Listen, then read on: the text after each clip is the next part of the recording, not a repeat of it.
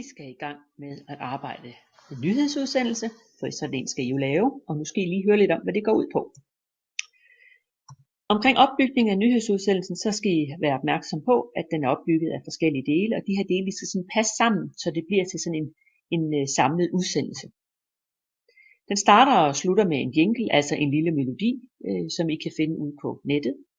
I kan selv bestemme, hvad det skal være, men det kunne være den samme til intro og til outro som er slutningen, men det kan I selv prøve at arbejde med. Så er der en studievært, der siger goddag, velkommen og præsenterer de nyheder, der nu engang skal være i nyhedsudsendelsen. Der er forskel på nyheder.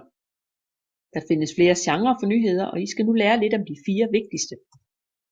Der er en helt traditionel nyhed, som varer sådan lige et sted mellem 1,5 og 2 minutter. Det er kendetegnet ved, at der er en vinkel på nyheden. Altså vi hører om et eller andet nyt. Det er journalisten, der fortæller, hvad der er sket et eller andet sted. Vi hører det lige fra hans side, eller hvad det er, han lige har fået at vide omkring det.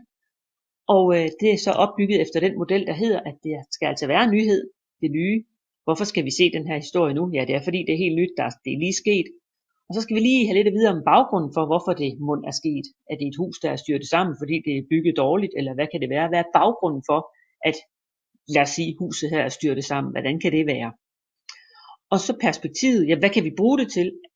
Komme ind på nogle eksempler med, hvordan vi kan bruge det i fremtiden. Jamen, der skal måske bygges nogle stærkere huse, eller noget andet. Altså kigge lidt på, hvad kan fremtidsudsigterne være? Og hvad vi kan forvente os senere.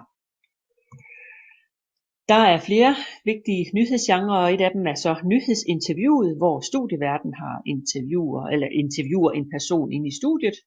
Og det er altså også en form for nyhed. En person bliver altså hævet ind i studiet og fortæller om, hvad det er, der sker, og hvad han har på hjertet i en eller anden form for nyhed.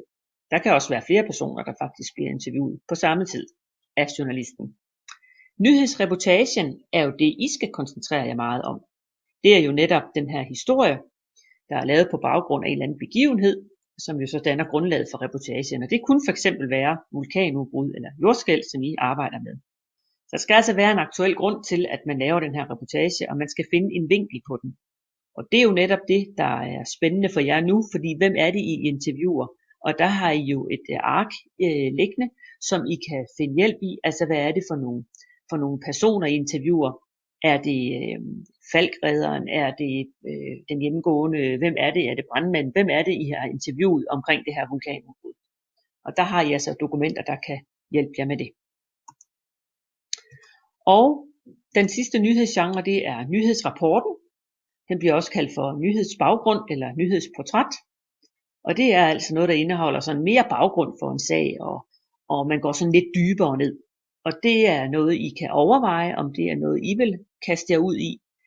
Det kunne der være nogle af jer, der synes, det kunne være spændende at lave en direkte nyhedsrapport, altså gå dybere ned. Og der skal jo så være en helt klar vinkel på den.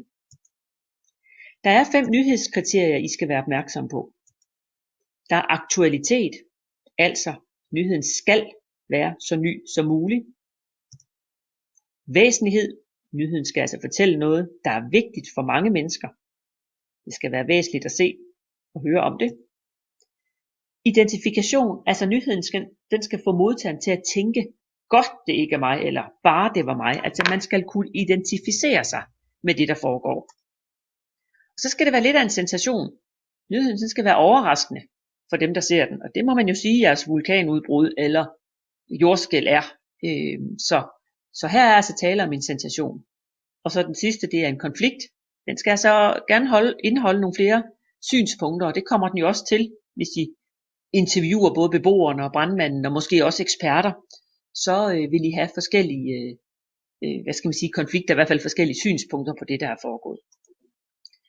Rigtig god fornøjelse. Held og lykke med jeres nyhedsudsendelse.